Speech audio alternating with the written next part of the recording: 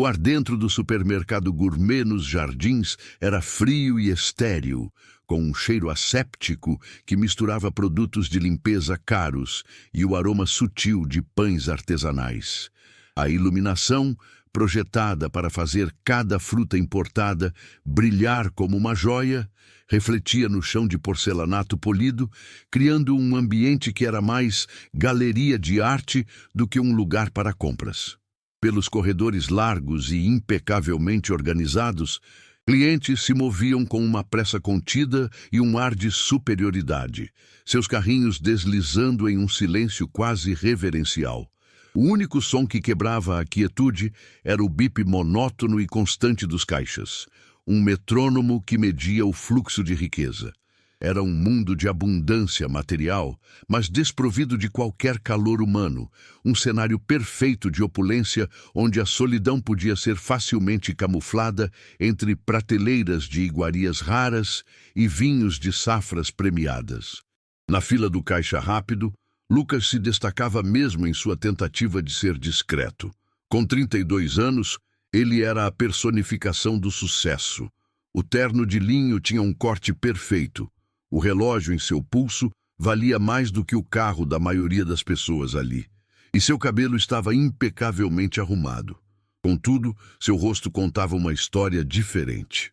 Havia um cansaço crônico em sua expressão, um vinco de preocupação permanente entre as sobrancelhas e um vazio profundo em seu olhar que nem todo o dinheiro do mundo conseguia preencher. Em sua cesta, apenas 2 itens: uma garrafa de vinho tinto italiano e um pedaço de queijo brie trufado. Companheiros silenciosos para mais uma noite solitária. Ele aguardava sua vez, absorto em seus próprios pensamentos, um estranho em seu próprio universo de privilégios, sentindo-se tão deslocado quanto um produto fora de sua embalagem de luxo. Chegou a sua vez. A operadora de caixa, uma jovem com um sorriso ensaiado, passou os produtos pelo leitor de código de barras e anunciou o valor. Lucas acenou com a cabeça e levou a mão ao bolso interno do paletó, um gesto automático que ele já havia feito milhares de vezes. Mas a carteira não estava lá. Um calafrio percorreu sua espinha. Ele apalpou o outro bolso, depois as calças, com uma urgência crescente e mal disfarçada. O pânico silencioso começou a se instalar, uma onda de calor subindo por seu pescoço. A fila atrás dele crescia, e ele podia sentir os olhares impacientes e julgadores cravados em suas costas. Acostumado a ter o controle absoluto de tudo, ele se sentiu subitamente exposto, vulnerável e profundamente envergonhado. Com a voz baixa, quase um murmúrio, ele olhou para a operadora e disse: "Me desculpe, eu vou ter que cancelar. Esqueci minha carteira."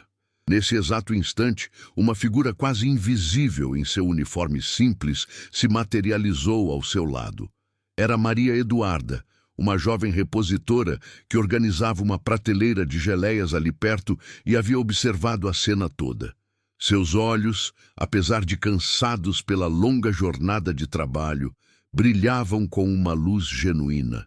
Com uma timidez que contrastava com a audácia de seu gesto, ela se aproximou e, com uma voz suave que mal se ouvia acima do bip do caixa, disse as palavras que quebraram a armadura de Lucas: "Senhor, eu pago para você, não se preocupe."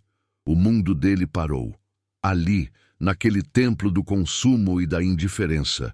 Um ato de pura e desinteressada bondade, vindo de alguém que visivelmente tinha tão pouco, o atingiu com a força de uma revelação.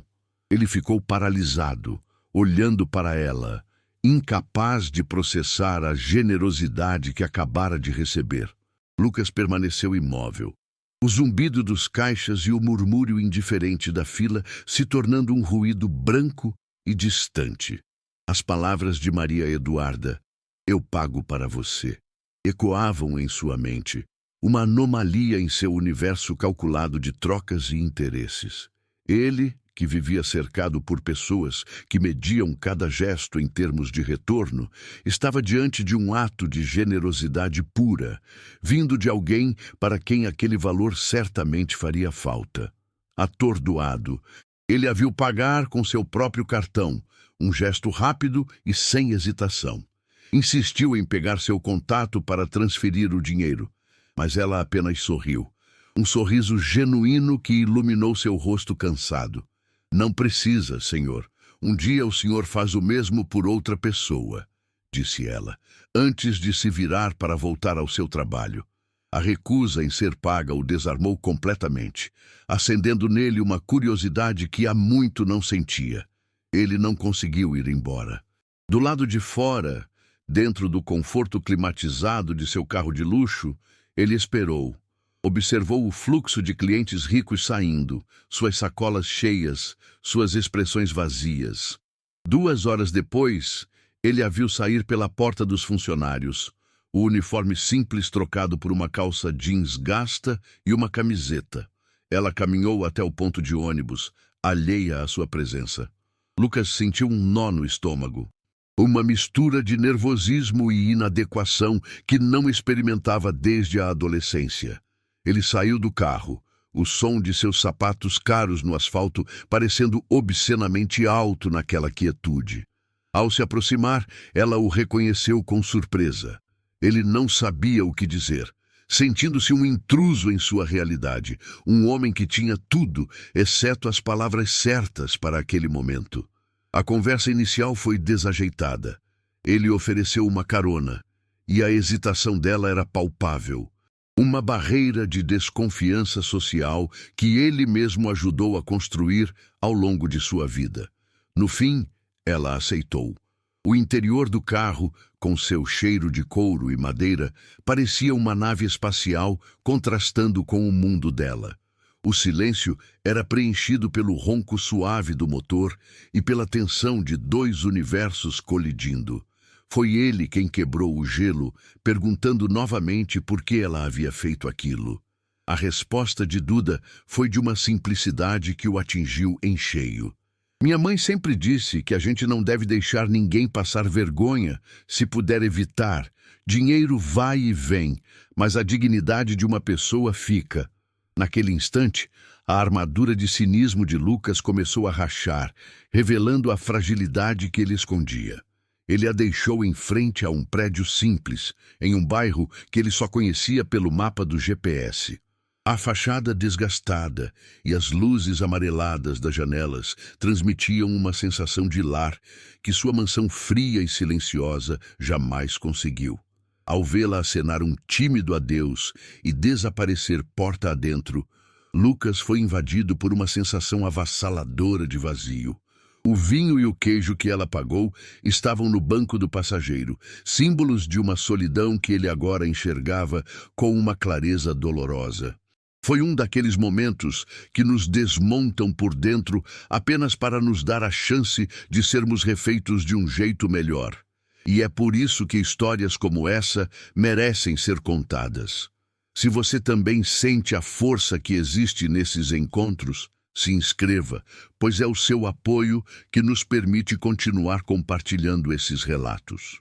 Nos dias que se seguiram, Lucas se viu assombrado pela memória daquele gesto. Ele tentava racionalizar, encontrar um ângulo, um interesse oculto, mas não havia nenhum. Isso o forçava a olhar para sua própria vida, uma sucessão de vitórias corporativas e relacionamentos superficiais. Cresceu em um lar onde o afeto era uma recompensa por desempenho e o amor uma transação. Seu pai lhe ensinara que vulnerabilidade era um convite para a derrota, e sua mãe que as pessoas deveriam ser classificadas por seu sobrenome e saldo bancário. Ele se tornou mestre nesse jogo, mas o prêmio era uma solidão profunda. Um eco em um palácio de conquistas, onde ele era o único habitante, um rei sem reino emocional, cercado por súditos que apenas cobiçavam seu trono. Em contrapartida, o mundo de Maria Eduarda era pequeno em metros quadrados, mas infinito em afeto. O apartamento que dividia com a mãe era abarrotado de livros, o cheiro de café recém-passado sempre no ar. Nas paredes, fotos de família contavam a história de uma vida de lutas, mas também de união inabalável. Duda estudava letras à noite, um sonho financiado por seu trabalho exaustivo no supermercado. Ela aprendeu o valor do dinheiro da forma mais dura, quando a doença de seu pai consumiu todas as economias da família anos antes.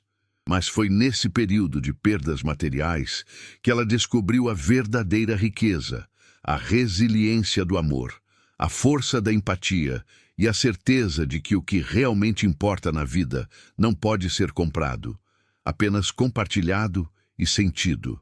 Movido por um impulso que ele não compreendia, Lucas começou a frequentar o supermercado quase diariamente. Inventava desculpas para si mesmo, a necessidade de um azeite raro ou de um tempero específico. Mas seu verdadeiro objetivo era cruzar com ela nos corredores. Os encontros eram breves, trocas de olhares e sorrisos tímidos entre as gôndolas de produtos orgânicos e as prateleiras de vinhos. Nessas pequenas conversas, ele descobria mais sobre ela, sua paixão por Machado de Assis, seu sonho de um dia escrever um livro, a forma como seus olhos brilhavam ao falar de poesia. Cada detalhe era um contraponto à sua própria existência, um lembrete de que havia um universo de sentimentos e paixões que ele havia se negado a explorar, ocupado demais em acumular cifras em sua conta bancária. Finalmente, ele reuniu coragem para dar um passo além.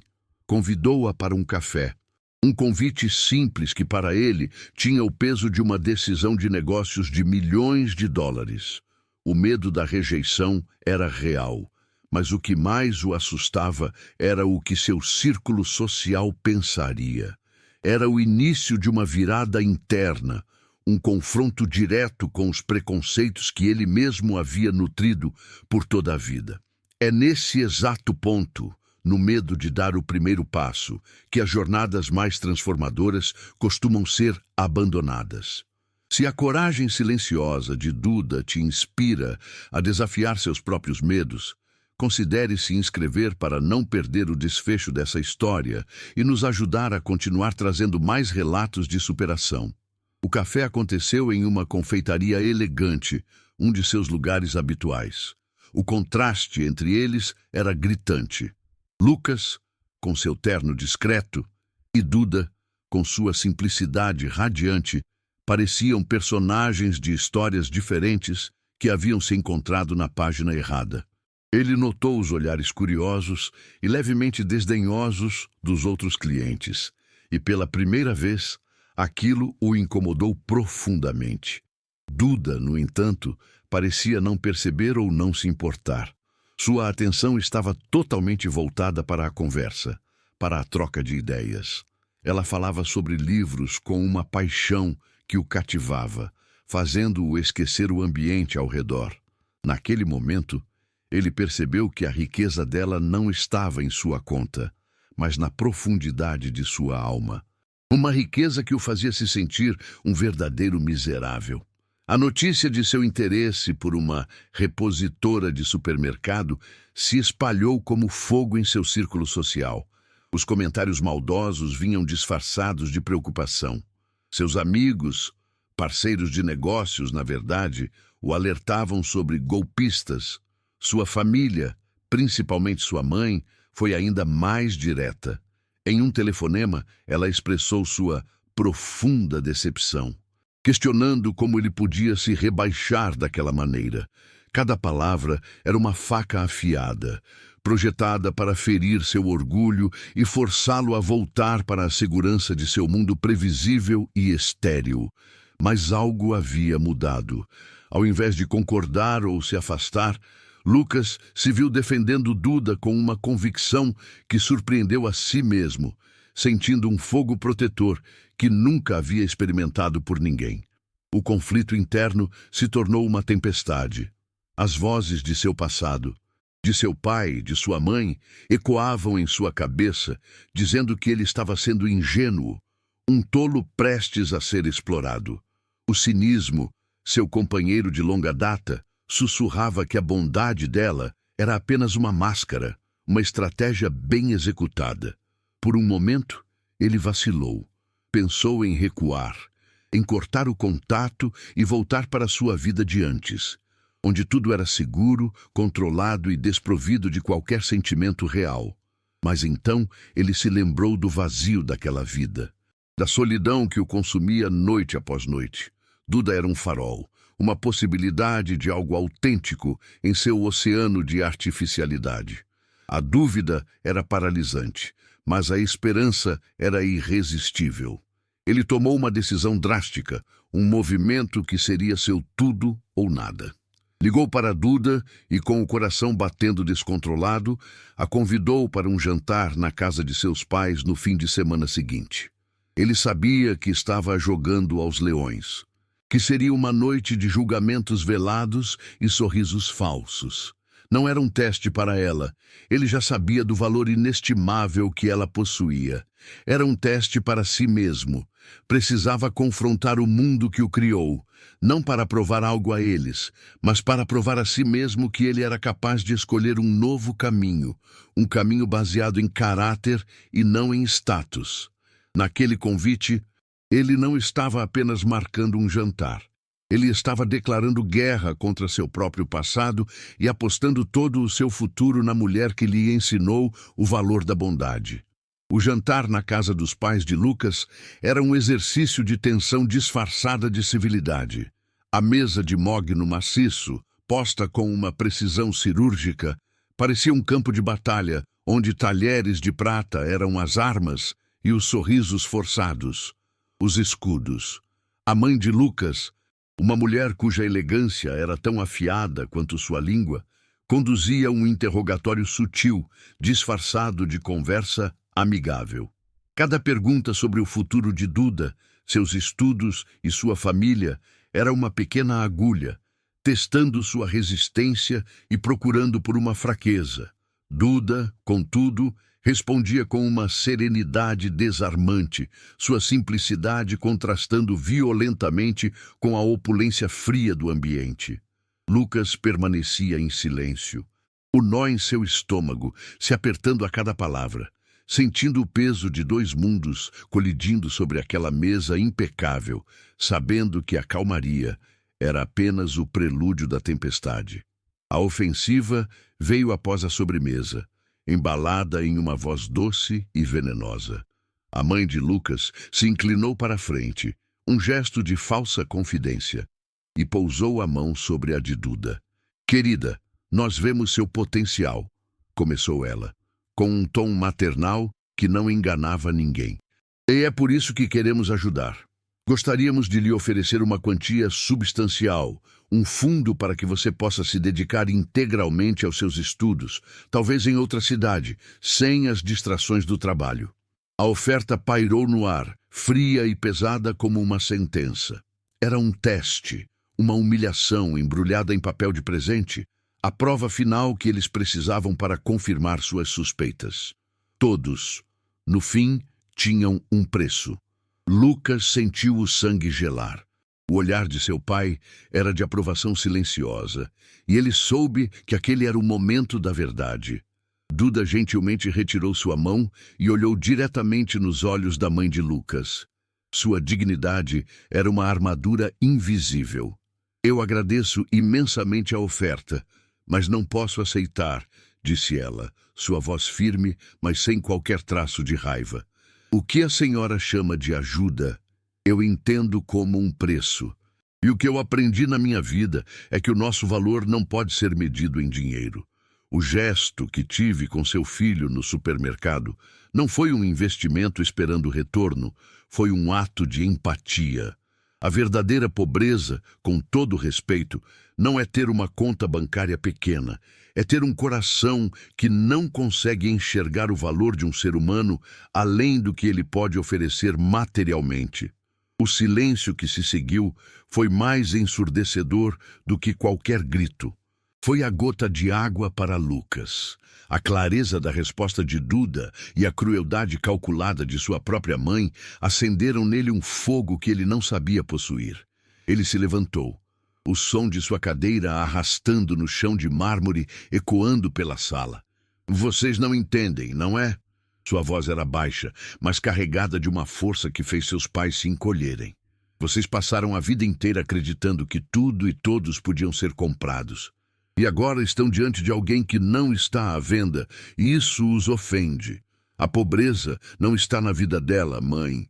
A pobreza está aqui, nesta mesa, nesta casa cheia de coisas e vazia de sentimentos. Vocês me ensinaram a acumular riqueza, mas foi ela quem me ensinou o que é ter valor. Cada palavra era uma ponte sendo queimada, uma libertação dolorosa e necessária. Ele caminhou até Duda, estendeu a mão para ela e, quando seus dedos se entrelaçaram, sentiu uma certeza que nenhuma transação financeira jamais lhe dera. Vamos embora, disse ele suavemente, não como uma pergunta, mas como uma afirmação de um novo começo. Eles se viraram e saíram da sala de jantar, deixando para trás o luxo estéril e os olhares chocados de seus pais. Ao cruzarem a porta daquela mansão e sentirem o ar fresco da noite, Lucas olhou para Duda, cuja força silenciosa havia acabado de redefinir todo o seu universo. Naquele instante, de mãos dadas sob o céu estrelado, ele nunca se sentiu tão rico, tão completo, tão verdadeiramente livre. A batalha havia sido vencida não com gritos, mas com a dignidade inabalável de um coração puro. A porta da mansão se fechou atrás deles, não com um estrondo, mas com um clique suave que selou o fim de uma era e o início de outra. Naquela noite, sob um céu indiferente, Lucas não sentiu a perda de sua família, mas o alívio de se libertar de um peso que carregava desde a infância. Na semana seguinte, ele tomou a decisão mais radical de sua vida. Iniciou o processo de venda de sua participação majoritária na startup. Para seu círculo de negócios, foi um ato de loucura. Para ele, foi o primeiro ato de sanidade em anos.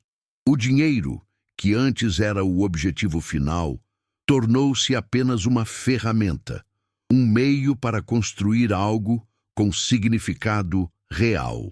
Ao lado de Duda, que observava cada passo com uma mistura de admiração e calma segurança, ele começou a desenhar o mapa de um novo território, um lugar onde o sucesso não seria medido por gráficos de crescimento, mas pelo número de vidas transformadas.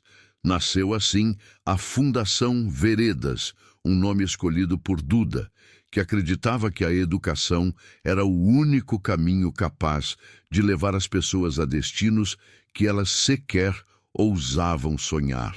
A sede não era um arranha-céu espelhado, mas um casarão antigo e restaurado, com janelas amplas que deixavam a luz entrar e um jardim onde os bolsistas podiam ler e conversar.